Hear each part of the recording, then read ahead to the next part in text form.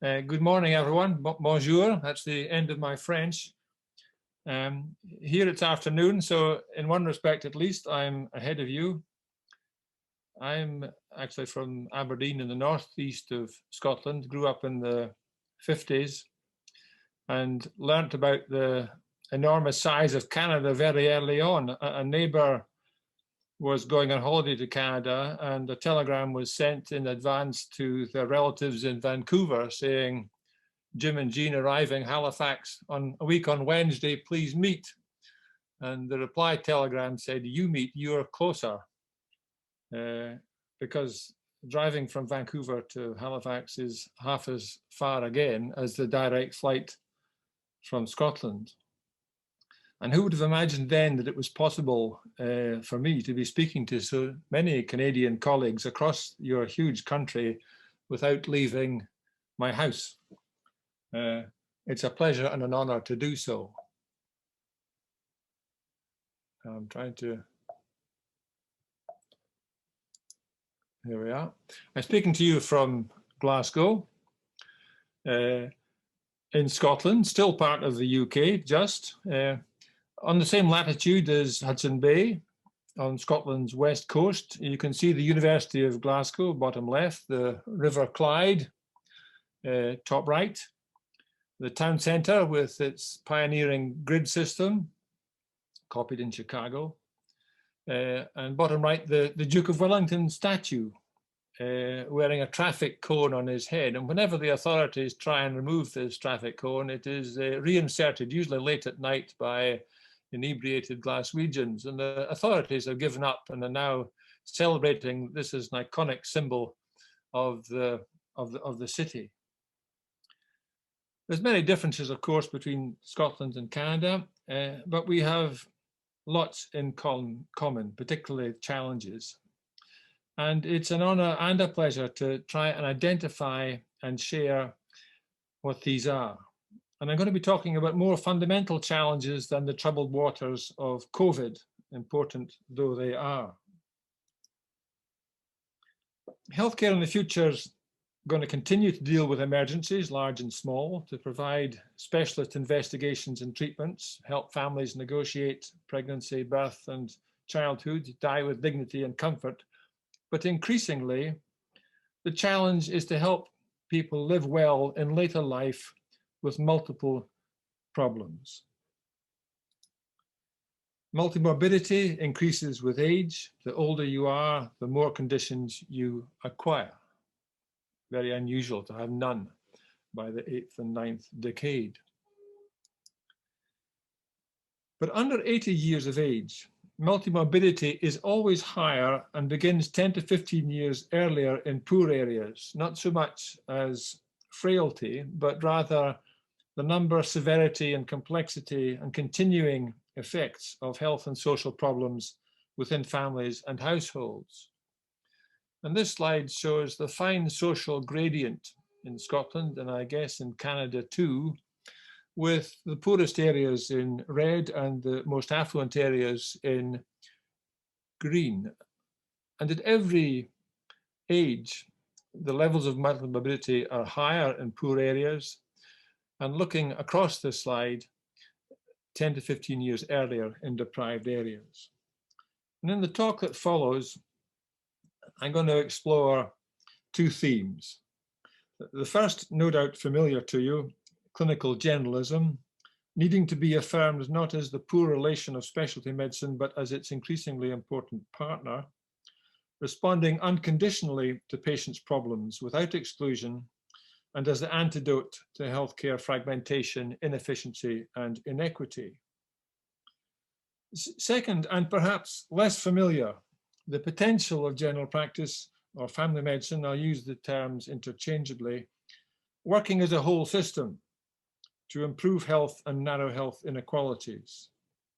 Something that's been barely imagined, let alone realized. And if it's not imagined and agreed, how can we be heading in the same direction? Here's my 3-year-old granddaughter, Isabel. When she was told recently that her nursery would be closed for election day so that adults could decide who should run the country, Her reply was, "But I want to run the country." And when your country is run by a character called Boris Johnson, that doesn't seem such a bad idea. Now, for her first birthday, she received this collection of pairs of wooden animals, animal models, plus a boat or an ark, an old man with a beard and his family, all created by one man in his 91st year. And when she's older, we shall have to tell her what a remarkable man he was. Julian Tudor Hart was born in London, lived most of his life in South Wales, but his grandparents were half Scottish, a quarter Polish, and a quarter Canadian. On the 27th of February this year, The Lancet ran a series of articles marking 50 years since the first publication of his and its most cited article, his paper on the inverse care law, observing that the availability of good medical care tends to vary inversely with the need for it in the population served, especially when market forces hold sway. Not an anniversary that he would have been keen to celebrate. It was his fifth publication, with over 150 papers and several books to follow, many of which he deemed more important.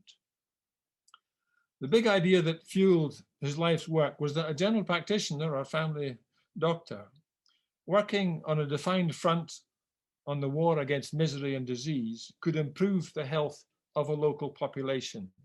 Further, he believed that by working together and with their communities, primary care teams could sow the seeds of a better society. His politics frightened conservatives, but essentially were simple. Anyone contributing a skill to society was an ally. People who lived by owning things were not.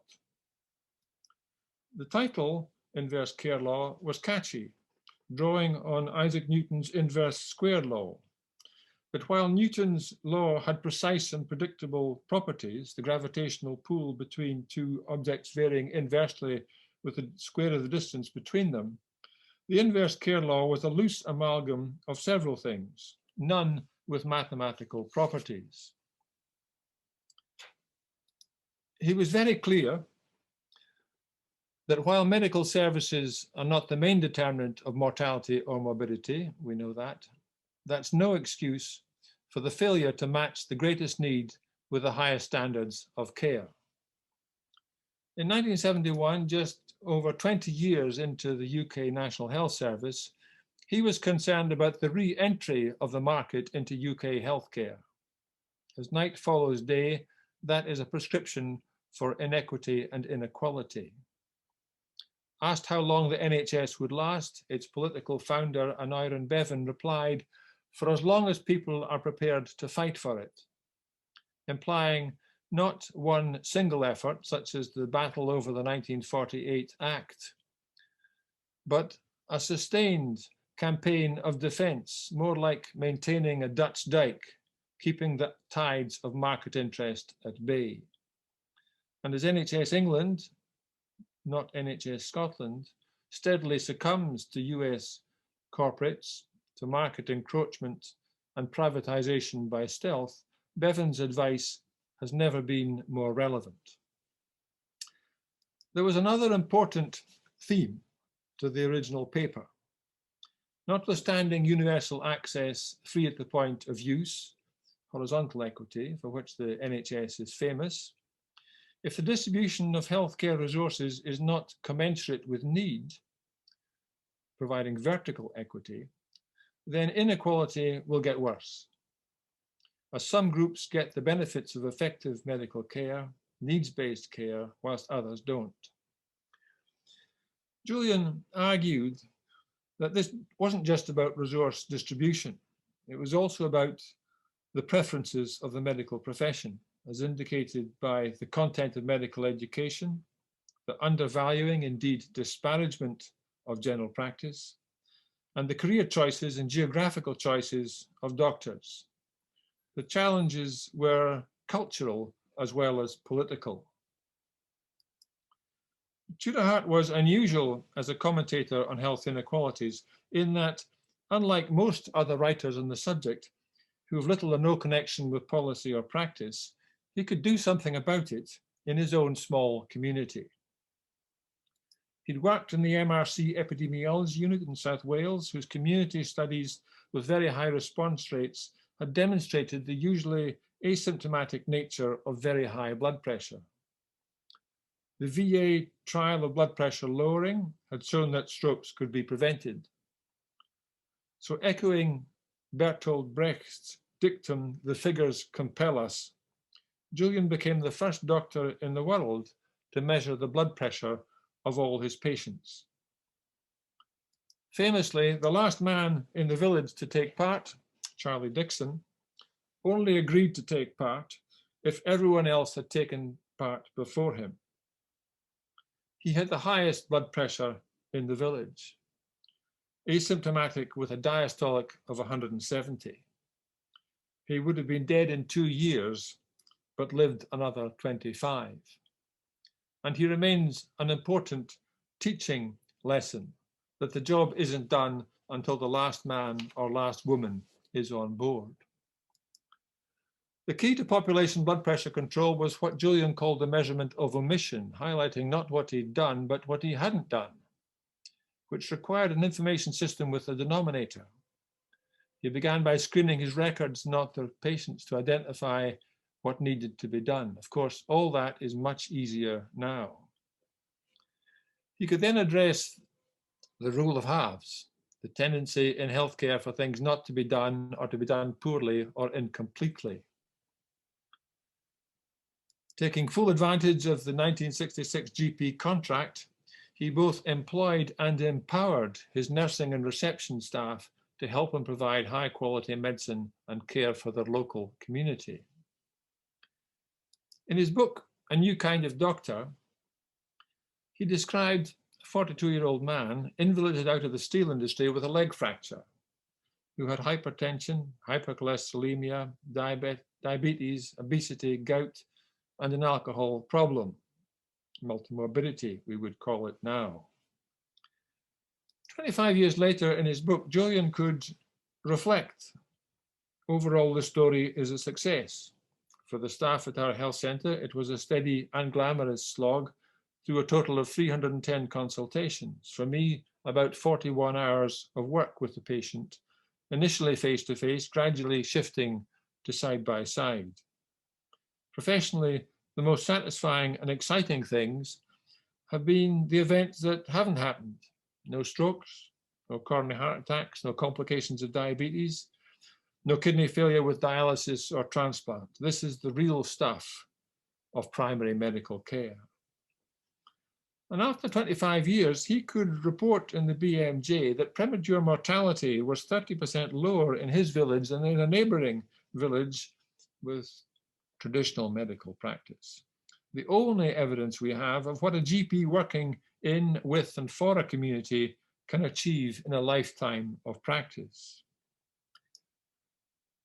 Partly by delivering evidence-based medicine, less available then than now, but also by the delivery of unconditional, personalised continuity of care, whatever problem or combination of problems a patient might have. He put his big idea into effect, reversing the inverse care law in one of the most deprived communities in South Wales.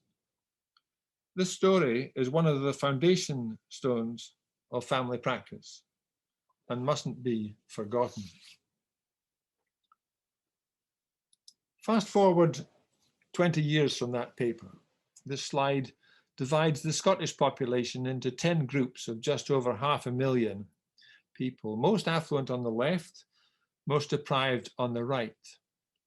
Premature mortality in blue and multimorbidity in red increase over 2.5-fold across the social spectrum.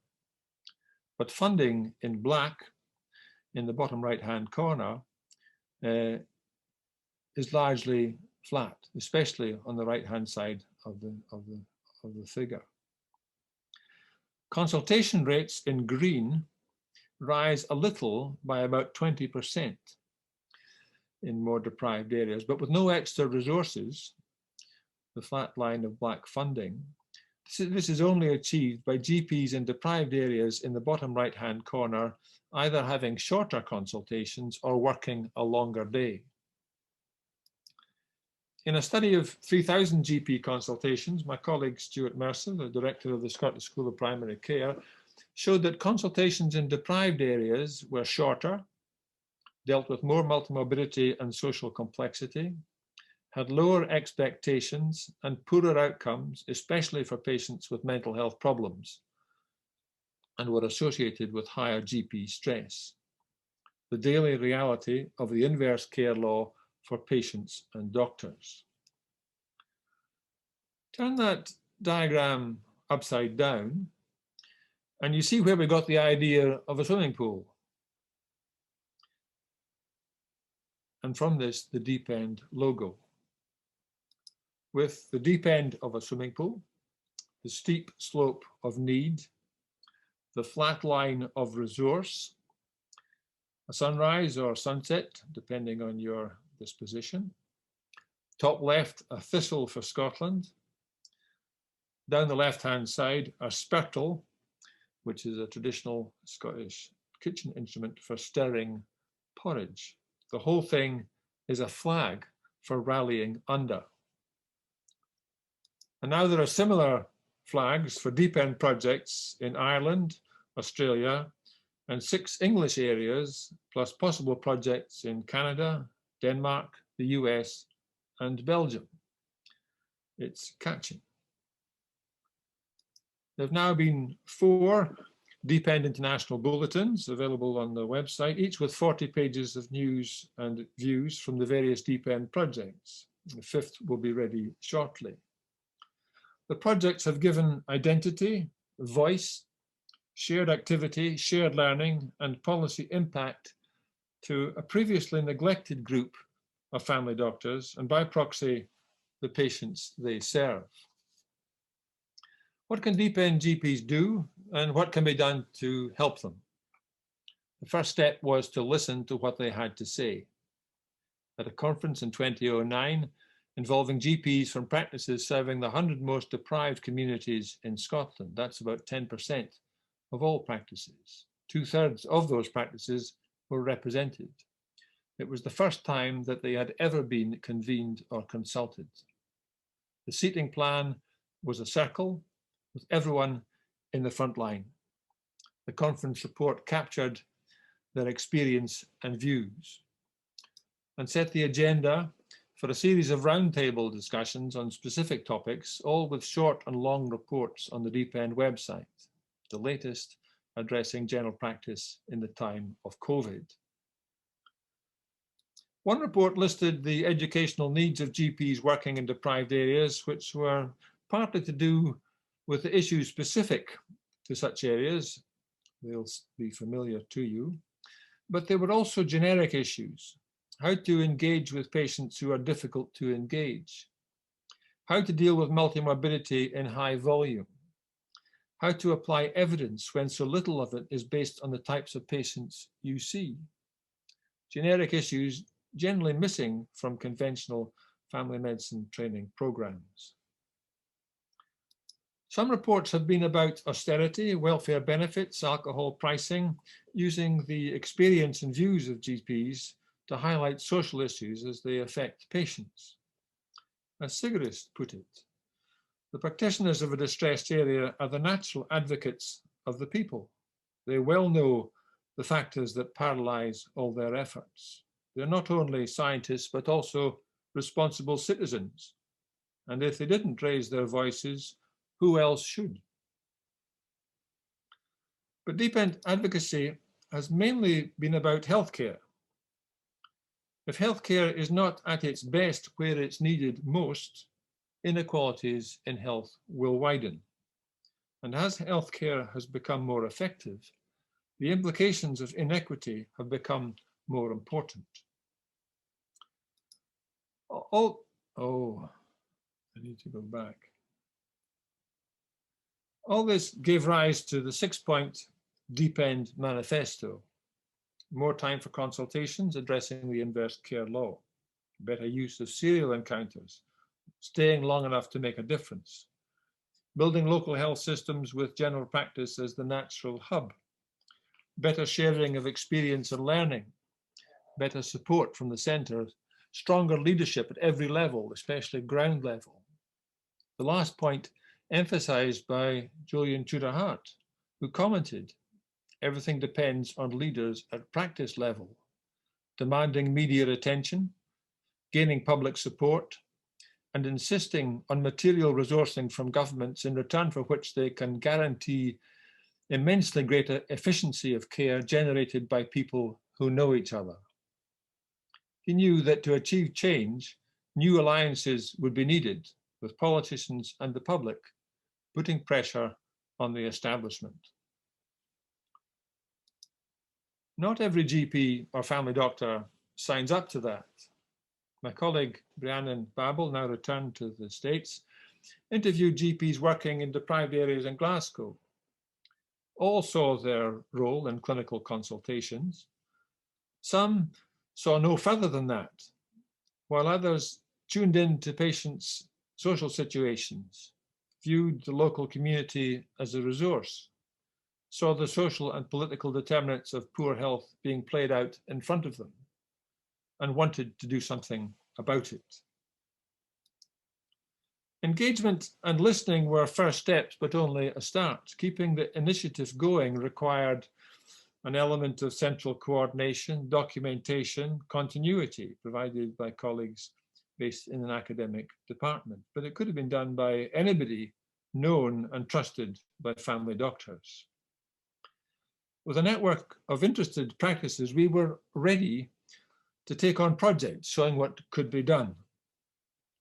As William Blake said, he who would do good to another must do it in minute particulars. Talking of the general good only is the plea of the scoundrel, the hypocrite, and the flatterer. Advocacy is not just what you say, it's what you do. I'll very briefly describe 5 Scottish deep end projects. In a randomized controlled trial, the Care Plus study showed that extended consultations for selected patients with complex problems is cost effective. Not so much for improving patients' quality of life on the left as preventing its further decline as observed on the right in the control group. Cost effective below the threshold stipulated by NICE in the UK. The Govan Ship project had nothing to do with ships, although Govan is where some famous ships were built. GP locums made it possible to give every GP in the health centre 1 protected session per week to use as they saw fit. And most used their knowledge to select patients who needed more consultation time, sorting out and prioritising their problems, re-coordinating their care, driving integrated care from the bottom up via enhanced multidisciplinary teams with attached social care workers and community link workers. And focusing in this way on about 8% of patients reduced GP workload for the practice as a whole by 12%.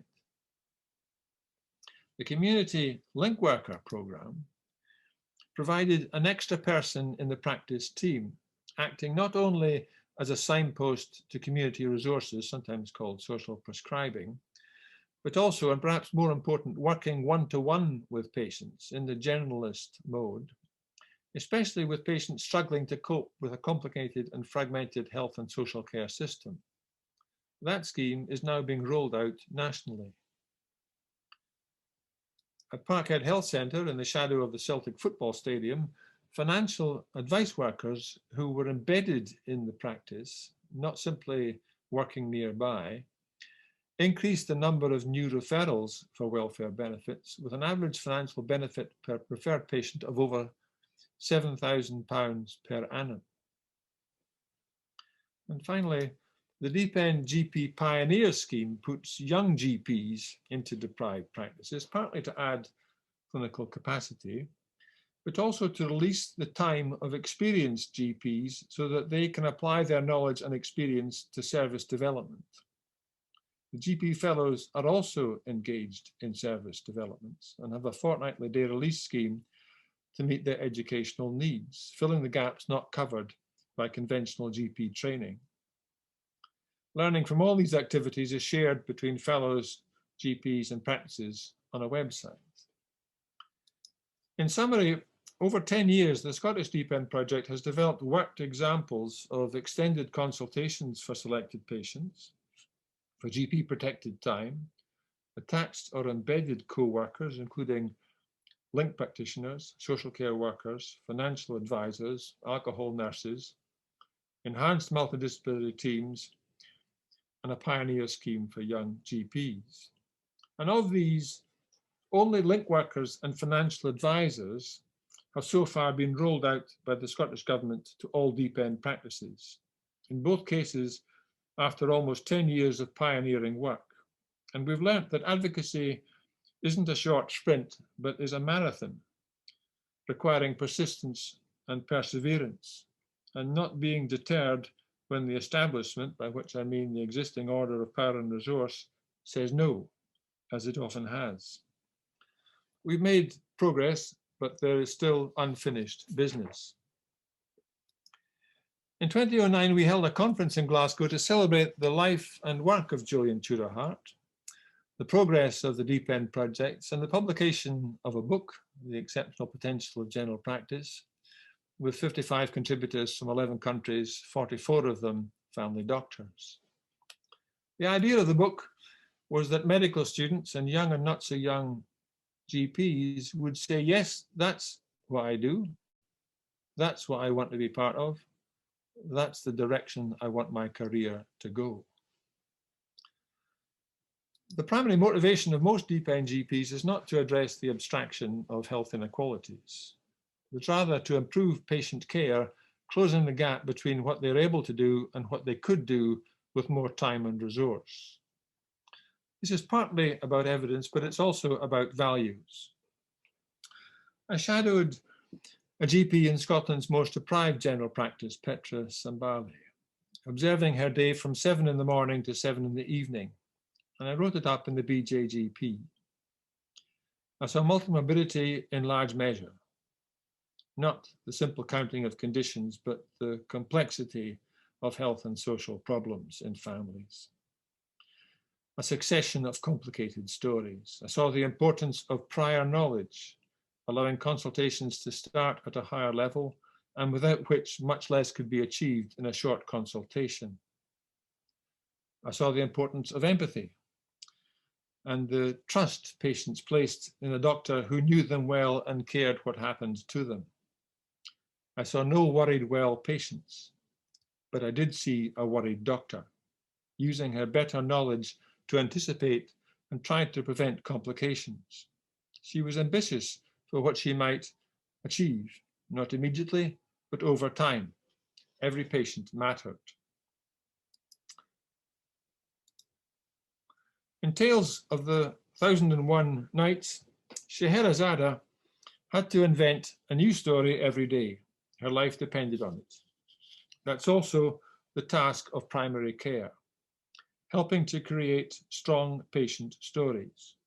Every practice is a compendium of such stories. But what kind of stories? Who knows? An important part of story building is boosting patients' knowledge, confidence, and agency, without which self-help and self-management are destinations, not starting points. And it's a shared journey at an appropriate pace. In Julian Tudor-Hart's words, initially face-to-face, shifting slowly to side by side. Not every patient needs that, but in Scotland, the 10% of patients with 4 or more conditions, who account for 1/3 of unplanned admissions to hospital and 1/2 of potentially preventable unplanned admissions to hospital, certainly do. Patients with multimorbidity are all different. There's no simple case definition, but their needs are the same: unconditional, personalised continuity of care from a small team of providers whom they know and trust. In a study of 3,000 GP consultations, patients could report practitioner empathy, did the doctor listen, care, understand, etc., without being enabled, coping better with life and conditions, but patients never reported enablement without practitioner empathy. Relationships are the silver bullets of general practice and primary care, but not just relationships with patients. The intrinsic strengths of general practice are first contact, continuity, population coverage, coordination, flexibility, long-term relationships, trust. These features are not exclusive to family medicine, but very few public services have them in such large degree. They make family medicine the natural hub of local health systems. But hubs go nowhere unless connected via spokes to other services and community resources, each spoke representing a relationship that needs to be built up and looked after. It follows that realizing the exceptional potential of general practice requires competence not only in clinical consultations, but also in two practice-based building programs neither based on bricks and mortar or fancy architecture, but on relationships, the first building a compendium of patient narratives, the second building strong local health systems based on general practice hubs. Systems can be resource poor but people rich, or resource rich and people poor. Think of the United States. Think of Cuba. The social capital of a health system is made up of the relationships it contains. We've learnt from this collaborative ladder developed in Quebec.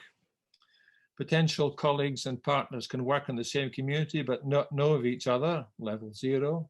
Know of each other but have never met, level 1. Have met but do not work together, level 2. Work together haphazardly, level 3. Or meet regularly to review and plan their joint work, level 4. It takes time and effort to climb the ladder. The opening ceremony of the 2012 Olympic Games in London celebrated not only the NHS, but also, seen here in their top hats, bottom right, the pioneers of the Industrial Revolution. And in the main, they weren't investors, scientists, or inventors.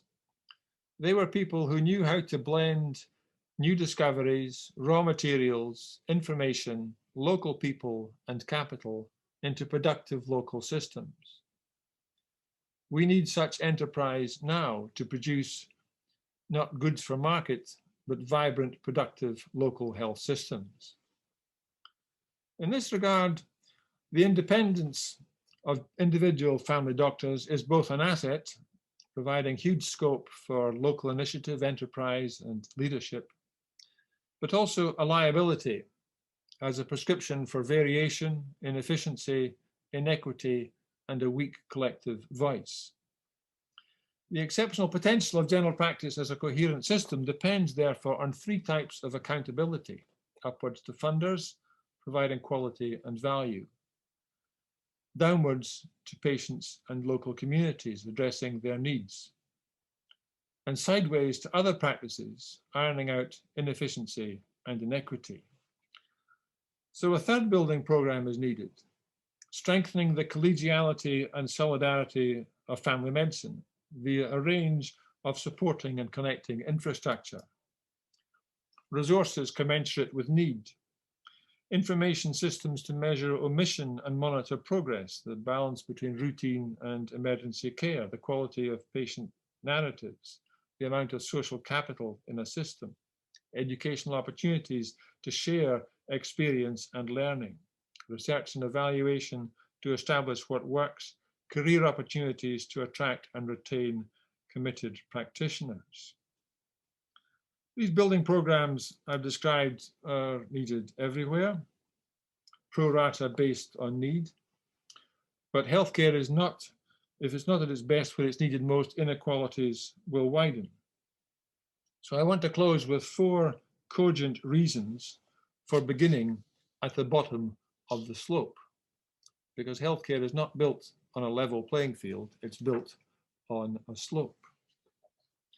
And the first reason is that by improving outcomes for individual patients and delivering such care for all patients, population health can be improved and inequalities in health narrowed, reversing the inverse care law following the example of Julian Tudor Hart. Addressing health inequalities is a consequence of such care rather than its starting point. Second, for health service managers, stronger care in the community can prevent, postpone, or lessen crises requiring emergency A&E attendance or hospital admission. Of course, patients can pass through the gateway to emergency services at any time they wish, but when they have access to a primary care team that they know and trust, when they are confident in their care arrangements, and when the complications of their conditions have been prevented, they choose not to. The elegance and the sophistication of this type of gatekeeping is that there's no gate. Third, for an increasing group of deep-end GPs, from newcomers to old hands, this is what they aspire to do. It's the direction they want their careers to take, and it's the collegiate culture they want to be part of. Here is the Scottish Deep End Steering Group meeting recently. Lots of young family doctors, mostly women. They are the future, the beating heart of the project, energized, not drained by the career path they are taking, with the three essential ingredients for enjoying your work: autonomy, mastery, knowing that you are doing a difficult job well, and purpose. I believe that Sarah Newbury, in the closing session tomorrow, will be talking about the joy of family practice, finding that career path that energizes and doesn't drain. Which brings me to the fourth and perhaps the most important point, which is addressing health inequalities is what publicly funded doctors can contribute to the healing of society. The late John Berger, top right, wrote a seminal book about general practice called The Fortunate Man. But reviewing the work of the artist Frida Kahlo, he also wrote, "In the dark age in which we are living and the new world order," don't need to tell you what that is, "the sharing of pain is one of the essential preconditions for a refunding of dignity and hope. Much pain is unshareable, but the will to share pain is shareable. And from that inevitably inadequate sharing comes a resistance. Healthcare can be part of that resistance. In the Deep End projects, we say that by excluding exclusions, keeping everyone on board, building three types of relationship, by doing these things, inclusive healthcare can be a civilizing force in this increasingly dangerous, fragmented, and uncertain world. Thank you. Thanks very much, Dr. Watt. It's Jeff Sisler speaking from the College of Family Physicians, and it's well, it's my pleasure to thank you for the book and for the observations and comments you've made this morning. Very grateful for that. It's time for some discussion, and I'm hoping that our audience members, we've got about 130 or so folks online, if you can share your comments in the Pathable window in particular in the chat, and I will be posing those to Dr. Watt in this Zoom webinar. Vous pouvez également poser vos questions écrites en français, comme vous le souhaitez.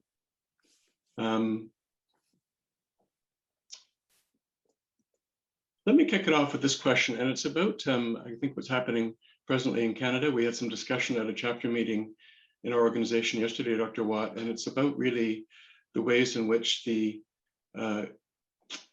increase in virtual care services in Canada has been almost a Trojan horse in our system, whereby corporate enterprises, often pharmacy-based and others, are moving with force into virtual care provision and kind of upsetting well, disrupting, I guess, are the ways in which care is organized, mainly because organized general practice or family practice hasn't been able to respond to the needs of the pandemic quite as energetically in terms of virtual care services. So we are recognizing that the pandemic has created an opportunity for those kinds of other players in the system to be more active and to, I think, really challenge the publicly funded approach. Just wondering what's happening in the NHS in the UK and Scotland in particular, and whether the pandemic is creating those opportunities or challenges where you are. Well, virtual consulting or remotely by telephone, or by telephone much more than video, has certainly taken off in a way that wasn't foreseen and was necessary, and has a place and is valued by patients and doctors for some purposes. So it's not a bad thing, but of course it comes at a cost of excluding people who certainly don't have or can't use the technology, or whose problems are not dealt with well remotely, especially when you're meeting someone for the first time and you really want to meet somebody that you know.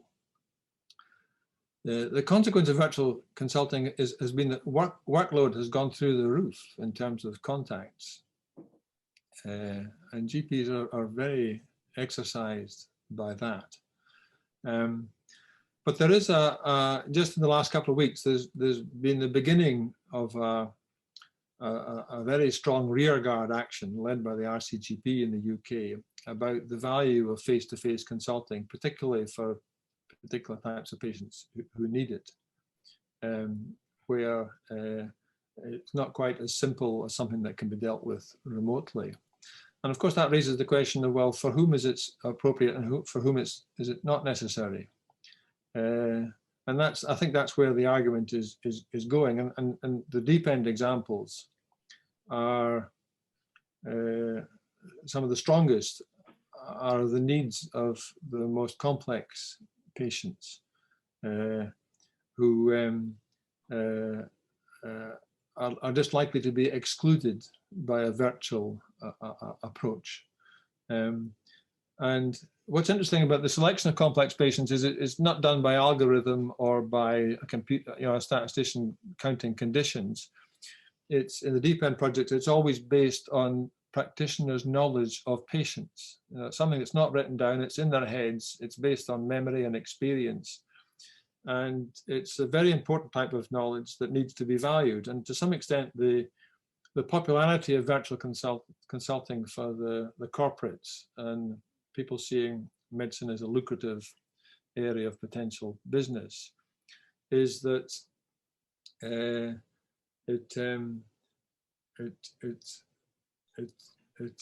gosh, my mind has jumped to tracks. Is that it's, the market-driven medicine always excludes complexity because it's not profitable. And the worrying thing about the promotion of virtual approaches is that it will be exclusive of the patients who need it most. And that raises the question of what's the purpose of healthcare? Is it to make money? Is it to respond to demands? Is it respond to needs? These are all issues that need to be discussed. So I'm not sure that, I mean, virtual consulting is just one part of COVID. The other part is it's what's to come in terms of the economic and mental health effects on patients, especially people who've lost their livelihood. There's a huge backlog of routine work. So there's the exhaustion of the health profession. These are very turbulent times. Lots of questions about med students and residents. I think the pictures of young physicians was inspiring to many, making comments. So just, I wonder if you can say a bit more about how do we, what have been the strategies to excite and involve young trainees in this work? And you've alluded to building community there, and it's obviously something that's caught people's eye. Can you say a bit more about that? Yes, I mean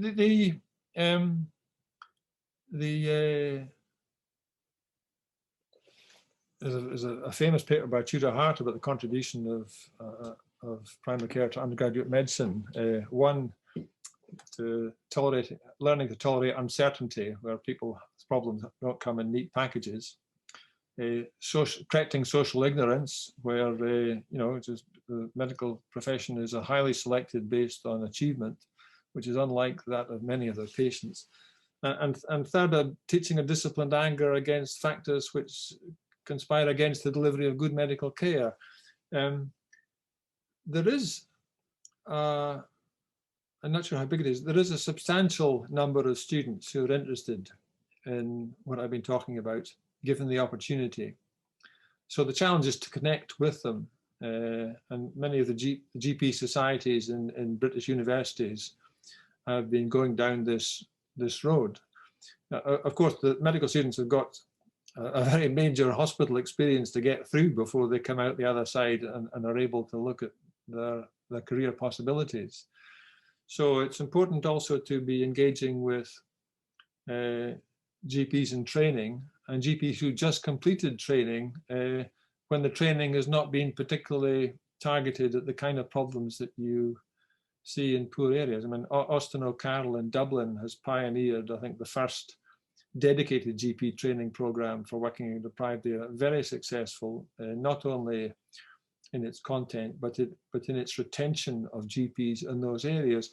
I think that the important thing is to, I mean, when I was a medical student, I met Tudor Hart and I did my medical student attachment there, and I thought, gosh, this is the future. I'm going to work there, whatever I do in medicine. And the lesson there is that the more medical students and young doctors at the beginning of their career can be exposed to inspiring examples, and not inspiring in the sense of being exceptional and impossible to emulate, but people who are energized by their work, who've got purpose within it and mastery. That's a very powerful effect on young people when they make choices. And our experience in the deep end is that, it's a bit like Prime Minister Jean Brodie. If you catch a child by the age of 7, you have them for life. Well, a bit later on, if you have a young GP and you expose them to a style of practice that is energizing and purposeful, they're very likely to stay in that area of medicine. So I think this is just, it all illustrates the need to provide exposures and make connections and create the feeling that you're part of something and not isolated in your views and career expectations. I think that's a very powerful effect. I mean, a colleague of mine, David Blaine in Glasgow, has set up a deprivation interest group for young GPs, and he regularly gets 30 or 40 of them to come out for an evening to hear about this and that. The important thing is to create the infrastructure that binds people together. Around the dinner table, it looks like in one of those pictures too, that's an aspect of that community, perhaps. Well, the deep end steering group is, it's not like a business meeting with an agenda and minutes and stuff like that. It's really a flow meeting at which people catch up with their experience and views. Mm. And the sort of business side of the meeting is in the background. But that meeting, which has taken place 50 or 60 times over the last 10 years, always in the evening in people's own time, which is a very difficult thing to achieve. If our experience has been that if GPs are passionate about something, time is not a problem. And it's as much as, Julian was saying it was a cultural thing. It's a cultural thing and a social thing as well as an educational thing. A couple other questions I'd like to pose to you. There's several questions about influencing healthcare system leaders. You've obviously had some success. You've alluded to challenges as well with getting the attention of NHS Scotland, perhaps. But if you could comment a bit about, the approach you've had with funders, I guess, the ways you've been able to influence them. There's also questions about the demonstration projects and the success you've had or not of translating them into more sustainable change in the system. What's been that level of work the Deep End has, what's been your strategy approach? Well, I think it has changed. We started off rather naively thinking that if you had a demonstration project and it worked, it would get rolled out. But we had the advantage in our project of being rather an independent, pre-institutional network of people linked by sort of passion and energy. We didn't have to, we weren't slowed down by the bureaucracy or the establishment in any respect, but sooner or later you do have to engage with power and resource. And that takes, you know, it's not a sprint, it's a marathon. And I think that over 10 years, and you know, the Yorkshire and project is 5 years on, and the Irish one 7 or 8 years on, they're all slowly growing. And you don't achieve change overnight. But it is discernible that over the piece, we are getting the language and the ideas and the examples into mainstream discourse. And of course, the thing is that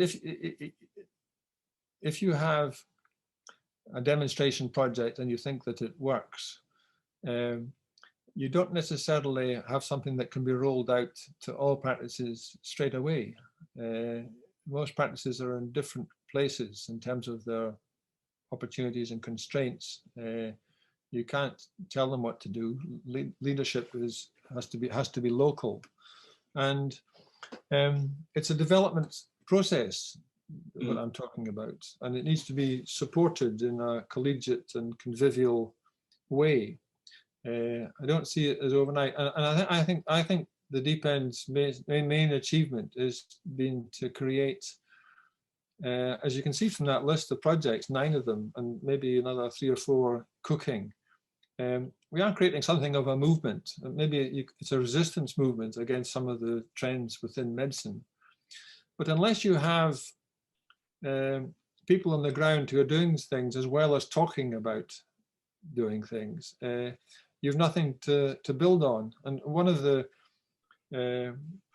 things I've found as an academic working with the Deep End is you spend a lot of your time talking about it. You're really just entertaining people who like to be entertained with talks about health inequalities without doing anything about it. And I felt much more empowered by working with practitioners who are making a difference than I have by getting, you know, a speaker's platform talking to the great and the good. Yes, indeed. Here's a question about funding. You know, the most compelling part of the book to me was the inverse care law, the graph that you showed, showing how, you know, although morbidity and mortality is incredibly different from the most affluent to the least, the amount of consultations and resources budge up just a tiny bit. So just wondering about the funding models and what are the more appropriate ways to fund and resource care in more deprived areas that will respond to those different needs. It appears that, you know, per capita approaches, which are very common in Canada and some of our primary care systems, don't really take into that account. There are some modifiers based on age in some cases, but is there a better funding model to take into account need and multimorbidity that Deep End advocates for? Well, I think that the sort of short answer is if there was, we would have it, because it's not for the lack of the desire to have such a policy. Resource distribution formula based on hospital activity are pretty effective because everyone gets, with an emergency, tends to end up in hospital and gets counted. Unmet need in the community is by definition unmet and therefore undocumented, and there isn't a data system that captures it. So there's a real problem in finding measures of unmet need. I've stopped talking about unmet need. I talk about poorly coordinated care, you know, care which could be better coordinated. We spent a lot of time aiming at the GP contract, which was how money was given by government to family practices. And that was, in retrospect, wasted time, because I don't know how the Canadian contract works, but in the UK, the GP contract is not just something that pays for services; it actually pays GPs, and it's discretionary how much is spent on income and how much is spent on the practice. So there's a conflict within the contract between community needs and practitioner income, and